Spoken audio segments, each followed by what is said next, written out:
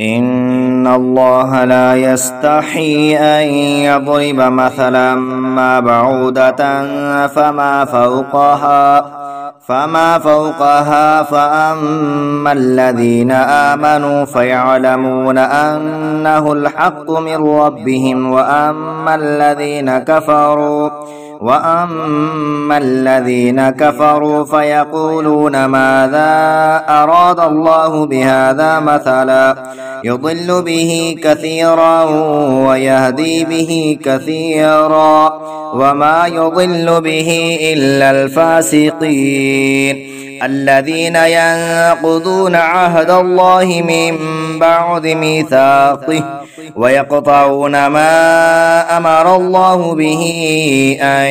يوصل ويفسدون في الأرض أولئك هم الخاسرون كيف تكفرون بالله وكنتم أمواتا فأحياكم ثم يميتكم ثم يحييكم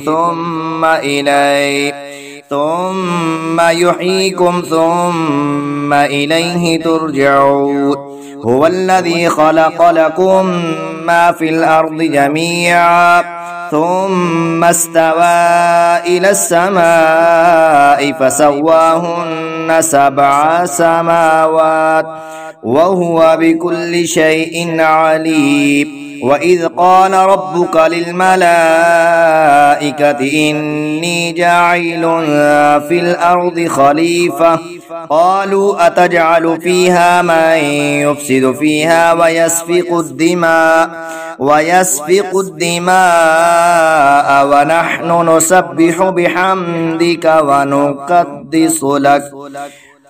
قال إني أعلم ما لا تعلمون وعلم آدم الأسماء كلها ثم عرضهم على الملائكة فقال أنبئوني بأسماء